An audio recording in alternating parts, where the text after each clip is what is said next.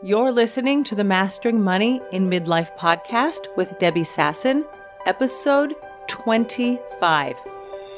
Welcome to Mastering Money in Midlife, a podcast for midlife women in business to overcome financial anxiety and make more money without burning out or sacrificing their families. Join certified life and money coach Debbie Sasson as she shares practical business strategies and mindset shifts that help you dissolve the money blocks that keep you stuck in a cycle of under-earning and under-saving, sabotage the growth of your business, and prevent you from building the wealth that you desire. Well, hello, my friends, and welcome back to the podcast. This is the first episode that I'm recording since the Passover holidays, or as I say, Pesach. I had a lovely week away from my business. I spent a lot of time with my family, with my children, with my grandchildren. We went hiking in the mountains. We had all the big family over for a barbecue in our garden, and I was disconnected from business, and it was a very beautiful thing. The weather was perfect, great hiking weather, tremendous time to be outdoors, and this springtime is really the perfect time of the year.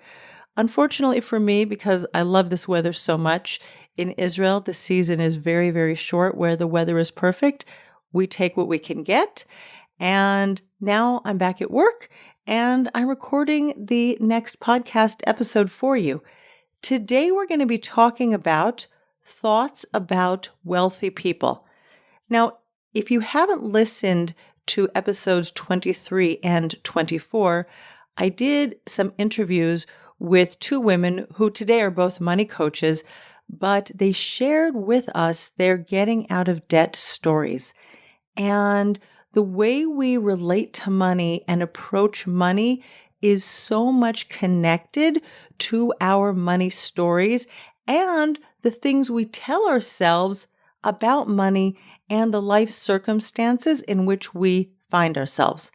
And both Nicole and Ro, who shared their stories, are really doing a tremendous service to so many people who find themselves in debt for whatever reason, whether it's school loans or credit card loans or personal loans, health crises, whatever it is, and their ability to just talk openly and, as I like to say, really unshame debt and rewrite the story that we tell ourselves about debt is a tremendous service, tremendous gift to everybody who has thoughts about debt. Now, today we're going to go to the other extreme, which is thoughts about wealthy people. And I'm starting to do this excavation for myself because I'm growing and I'm up-leveling in my business. I recently did a calculation, this evolution of my business, since I pivoted from financial planning and coaching and decided to focus exclusively on coaching. So that business is just over 3 years old, and I have crossed the $500,000 mark in my business in the last just a teeny bit over 3 years. I'll be telling you the story about that next week and my journey to $500,000. But as I think about where I've come from, where I am today, and where I'm going to, it was time for me to go and excavate a little bit. Again, because I do this work from time to time, we all have a money story. We all have thoughts about whether it's debt, spending, income, wealth, and those thoughts, some of which are in our subconscious, and they've been programmed in, and we have to go in deep and we have to excavate. Sometimes we can't just mindset our way out of what's going on because our programmed thoughts are deeply embedded inside us, and we need to go and uncover them so that we can deconstruct those stories about money, rewire and reprogram our brains so that we can go to the next level. So I've started excavating my thoughts about wealth, my thoughts about wealthy people or rich people.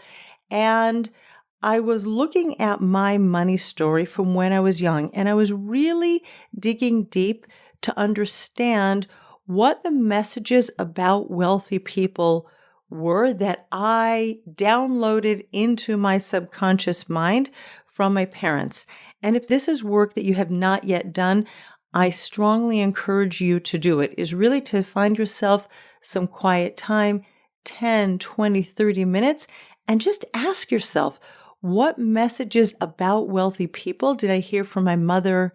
What messages about wealthy people did I hear from my father?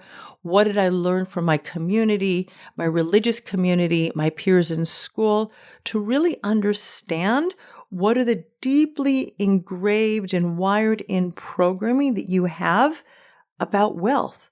Because so many of us have unhelpful thoughts, subconscious, pre-programmed thoughts about wealth that are not serving us in our journey to earning more money and creating long-term wealth. And I really tried hard to find some thoughts and messages about wealth that I downloaded from my parents. And I have to say that I couldn't find any. And that might sound strange. And either I've done the work already and I've cleared them, or I need to work with a coach to help me find some. I just really couldn't. So here's my particular story. We've talked about it maybe a little bit in the past. I grew up in a middle class, upper middle class neighborhood from the age of 6 and then onward till I was 18 and I went away to college. My 2 sets of grandparents lived pretty close to us. One of my grandparents, my father's parents, lived in, I would say, a middle class neighborhood, a small house. I remember when they paid off their mortgage and they threw a party. It was a huge celebration that they'd paid off their 30-year mortgage. And if you remember my story a little bit about my grandparents, all 4 of my grandparents ran away from Nazi Germany in 1938 and rebuilt their lives in the United States. My dad's parents were older already when they arrived in the United States. They were in their late 30s. My mom's parents were in their 20s. They had more time to settle down and build a thriving business. So my dad's parents were in a smaller house in a middle-class neighborhood. It had 2 bedrooms. It had wonderful fruit trees.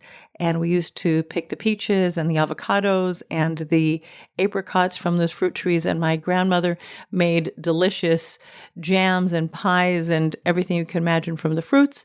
And avocados and guacamole were quite abundant in my life. And there were some little strawberry bushes, and we used to go into their quaint little garden and we used to pick the strawberries. And that was part of my childhood, and it was a lot of fun. They drove an older car, and it was a very nice, pleasant life. I don't remember anything about wealth, pro, con. That was their situation. My mother's parents lived in Beverly Hills, and they actually had the zip code 90210. It was only after I left Los Angeles, went to school, that there was that television program 90210 that I never saw. But I have to say, I had a touch of pride in me that, like, oh yeah, my grandparents, they actually have a house in Beverly Hills in that neighborhood 90210. It was very clear to me that my grandparents lived in different houses. My mother's parents had a much larger house, more bedrooms. There was a pool. It was a small pool. Now, the funny thing is, as I think about their house, when my grandparents passed away and their house was sold, it was a 1-story house and it was a tear down. All of the houses in the neighborhood over time had been built into at least 2-story houses. And I was kind of even thinking as I was preparing to speak about this podcast, I almost was wanting to justify to you listeners that, well, my grandparents, they only had a 1-story house. They didn't have a 2 or 3-story house. And then it was a tear down when they passed away. It was almost like justifying that they were wealthy, but not that wealthy, because we have judgments around wealthy people. And I didn't really have, the wherewithal to go and excavate that, like what was going on with me. We'll talk about more of some of my thoughts about wealth, but it's interesting for me to notice where I wanted to moderate a little bit and take away from their wealth by comparing it, the size of their house with their neighbors. It's something that's fascinating to notice that there is this little voice in my head that, okay, you can be wealthy, but not too wealthy. Not like those other neighbors around who had like fancier houses, 2- and 3-story houses. Interesting to note. And then anyway, both of my sets of grandparents drove different types of cars. My father's parents drove a simpler car. I don't remember the model anymore, but it was definitely an older car. And my mother's parents had newer, fancier cars, probably a Cadillac, if I remember correctly. But anyway, that's how I grew up. But I don't remember my parents telling me anything specifically about wealthy people and people with wealth are evil or people with wealth are shallow. They only care about themselves. They're greedy. I didn't learn any of those messages from my parents growing up. Now, as I got older and I went to school, of course, we notice who our friends are, who our peer group is. And then as children, we also start comparing ourselves and placing ourselves to the people around us. So, for example, when I was in elementary school, and I was doing this work recently about my money history, there were a few kids in school who used to go skiing in the winter. And I grew up in West Los Angeles. It's not a place with snow at all. So you had to go away on a ski trip, and it became sort of a badge of honor to come back to school. At least this is what my child mind thinks, right? It was a badge of honor to come back to school in your ski parka with your lift ticket still attached to your jacket. And many years ago, 5 or 7 years ago, my sister and I even talked about this with each other. We shared this money memory that we felt less than because we didn't have those ski parkas with the lift tickets attached, that we somehow felt we were not as wealthy as the other kids in our school. And what's fascinating, when I recently again looked at this story, it occurred to me, my parents never took us skiing at all. They never, as far as I know, expressed an interest or desire to go skiing. We went to San Diego where it was warmer. My dad took us on a camping trip. This was after my parents got a divorce. He took us on a camping trip all around the Pacific Northwest. We went away for a whole month. I went away to sleepaway camp.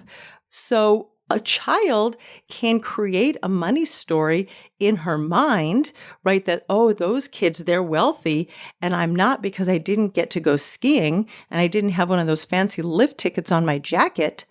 But maybe that is a story that's not serving me. And my parents were just never interested in skiing.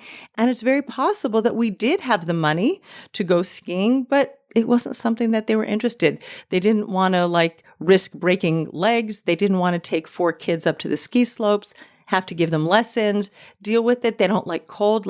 I don't know what the reason is that we never went skiing. I do remember them taking us to the snow and throwing snowballs, but never skiing. And it's possible that it's just something that they never enjoyed and never wanted to go after. Now, later on, when I was in my 20s, I did go downhill skiing. I went cross-country skiing. It's not something that I ever pursued as an adult. It was never like a love of mine that I felt like I had to go after, but I did have that experience. But again, it's just fascinating to notice what stories that your child, your inner child, your child could be telling you about wealth and about the other kids in your school or in your community and what money means and what thoughts you have about wealthy people because of what the kids on the other side of the track they were doing. So I encourage you to look at your experiences when you were a student in school and what were the other kids doing? What stories are you writing in your mind and what are you making those stories mean? And then, just like I did, how would you like to rewrite those stories? And maybe the story isn't that we could not afford a ski vacation. Maybe the story is as simple as, oh, my parents didn't like skiing. It was never something that they wanted to do or pursue. And that's the beginning and that's the end. And really, you can tell that story any which way you want.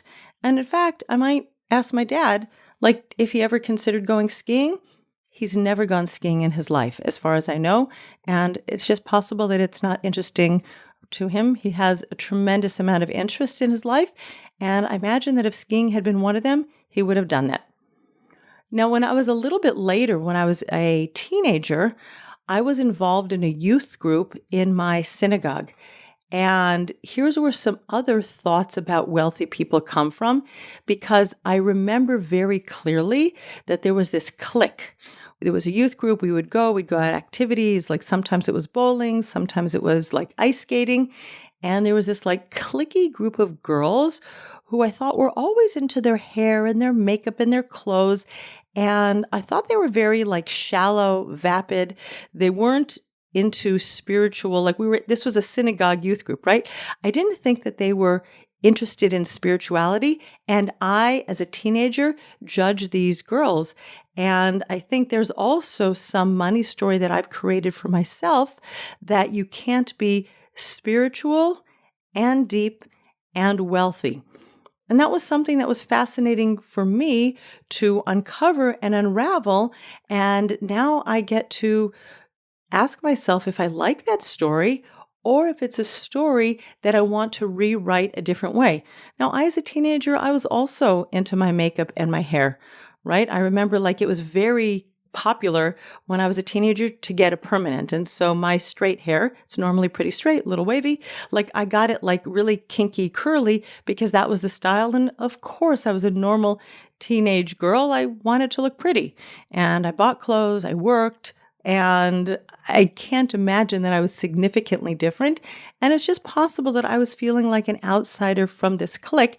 And so I created a whole story about these young women were not spiritual and they were very shallow and they were just into their materialism and their looks. And so I don't want to be like that. But it's curious to notice, if you dig into your teenage years, what stories and what thoughts you have about wealthy people, because that will definitely influence and impact who you are today and how you decide to pursue or not pursue wealth in your life. Let's fast forward a little bit. I get to college. Here I am, this nice Jewish girl from West Los Angeles. I went to Smith College, which, if you don't know where it is, it's in Western Massachusetts. It's a very small town. My 4-year college had less students in it than my 3-year high school. I really felt like I was a fish out of water in this quaint little New England town. It was a very, as I would say, waspy, white Anglo-Saxon Protestant town. I'm this Jewish girl from Los Angeles. I don't feel like I ever, in the 4 years that I was there, actually my junior year, I went to New York where I felt very, very comfortable, but I never found my place there. And there were many students in my college who came from families with long histories of wealth, like blue-blooded Americans who wealth was part of who they were. It wasn't something that was unusual. It was just in their family for generations. They went away to boarding schools, names that I had never heard of until I went to college, like Eton and Exeter, and I don't remember all the names, but it was something that was so unfamiliar that, again, there was this gap between me and them. And there were some thoughts that I had about wealthy people, like I wasn't one of them. And it's just interesting to notice where our thoughts about wealth are coming from and what we're making them mean in our lives today, 30 or 40 years later. And then after college, I went to work on Wall Street, which if you've followed my podcast from the beginning. And here's something else that I uncovered. First of all, in order to earn well and build wealth, you had to work very hard. We had to be in the office probably between 7:30 and 8:30 in the morning, and we had to work a 12 or 13 or 14 or 15-hour day. We had to work very hard to earn very well. And then some of my colleagues were not what I would consider morally appropriate, right? One of my colleagues, who shall remain nameless, his wife and kids were away for the summer, whether it was the Hamptons or Martha's Vineyard, I don't remember. But one of my single friends from college was working in a different bank, and she came to visit me. And he hit up on her. And I remember her asking me, like, is he single? Right? And so again, here come the thoughts in my mind, like, oh, wealthy people, right? They are not morally okay. They're, adulterous or whatever. But I start having thoughts about wealthy people, that they're not like upstanding, upright citizens. Or I remember I started working in July, and 3 months later, it was nearly Halloween. And I asked my male colleagues, like, what are your kids dressing up as for Halloween? And they didn't know. And that for me, as a woman, as someone who aspired to be a mother at some point in the future, was sort of like mind-boggling. Like, you're working here all day long, but you don't know what's going on with your family. And again, here's that connection. Wealth means you're not a family person, right? So think again, what are your thoughts about wealthy people, and where are those thoughts coming from? And then go through your 20s, go through your 30s, go through your 40s, like I'm in my 50s. Like, you can go through the different generations of your life and where you were working, where you were living, and notice what your thoughts are about wealthy people and how they're serving you or not serving you today. And now, speaking of today, we're going to do a quick fast forward into 2022. Just a couple of days ago, Elon Musk bought Twitter for $44 billion. And if you don't know Elon Musk, who owns Tesla, like, he is the wealthiest person on our planet at the moment, in our generation. And $44 billion is a very large number. Now, I actually don't have a lot of thoughts about that purchase. He wanted to purchase it for freedom of speech, whatever. I'm not going to go into that story. But what's interesting is I do have thoughts about what happened roughly 9 or 10 months ago.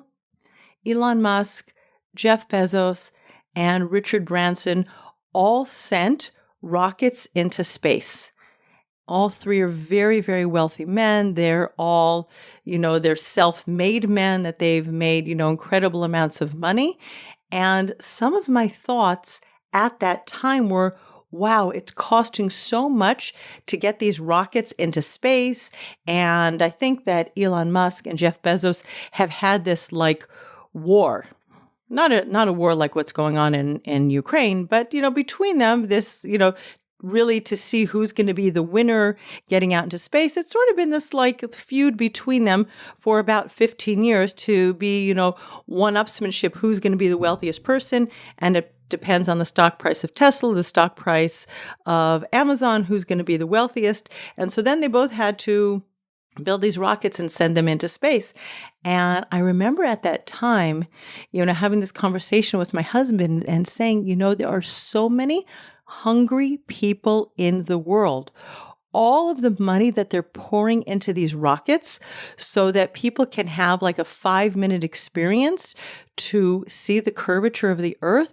Wouldn't it have been better to take that money and feed hungry people, to solve, the hunger crisis, whether it's in India or Africa? Like, so much good could be happening with that money.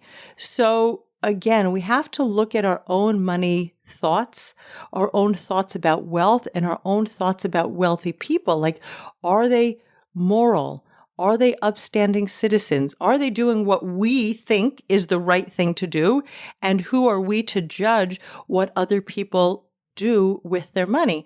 And these are just really questions that I'm putting out to you. I'm not giving you any answers today, but I'm giving you the opportunity to explore your own thoughts about wealth.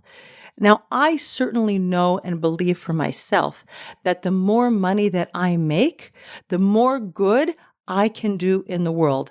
And we've talked about this before. Like, my husband and I are very, very careful to donate at least 10% of our income, and it's usually much closer to 15 and sometimes even 20% of our income. We give away to charities and causes that we support a tremendous amount of our income and our wealth. So the more money that I earn, the more good I or we as a family can do in the world. But again, if I have these unhelpful thoughts in my mind about wealth that are blocking me and stopping me because I'm thinking I'm going to be vapid or shallow or not spiritual, or I'm going to be wasting money on space exploration, right? Those kind of thoughts are not going to help me. They're going to be this like refrigerator hum, this like bubbling current underneath in my subconscious mind that might stop me from showing up fully. And again, they could stop you from showing up fully and being willing to take up space, to own your worth, and to own your wealth and to build it wholeheartedly. So I encourage you to take some time to look at your history. Again, I'm going to go back to the beginning and recap a little bit. What did you learn from your mother about wealthy people? And I've had clients say, oh, we're not like those people on the other side of the tracks. And really wealthy people are mean. They're underhanded.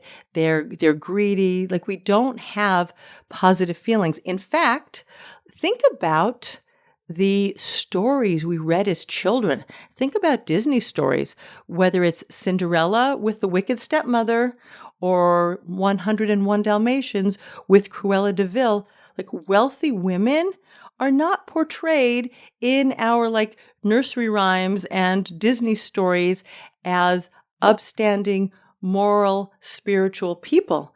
And we were nurtured on those stories. Think of the television shows that we grew up on, certainly the ones that I grew up on, whether it was Dynasty with Alexis, and she was an unsavory character, let's say, right? Or Gilligan's Island with the millionaire and his wife. I was never a big television watcher, so you've got about the end of my repertoire of television shows. But think about the books you read, Robinson Crusoe, right? If you were stranded on a desert island and you were figuring out how to put everything together by yourself, like that's an amazing thing. But if you were wealthy and you couldn't figure it out, well, wealthy people are sort of laughed at and scorned because they can't figure out how to make it when all of their creature comforts disappear. So those are messages that we have in our mind. So pay attention to what you learned, what you downloaded into your nervous system, and then look at your peer group as you were growing up, whether you were in elementary school, high school, college, the colleagues that you had in various work environments, and just understand where your thoughts about wealthy people come from, and ask yourself, do you want to keep those thoughts? Do you want to rewrite your story about wealthy people and the thoughts that you think about them? And what is your long-term goal? If you want to earn well and build wealth, it might be that now is the time for you to rewrite your thoughts about wealthy people and rewrite your money story. All right, my friends, that's what I have for you in today's podcast. I look forward to seeing you again next week. And if you want to follow me, you can come and follow me on Instagram at Debbie Sasson, or you're invited to join my Facebook group, Savvy Money for Women in Business, which is debbiesasson.com/group. And I look forward to seeing you online. Thanks for tuning in today, and bye-bye. Thanks for listening to Mastering Money in Midlife. If you want more information on Debbie Sasson or the resources from the podcast, visit masteringmoneyinmidlife.com.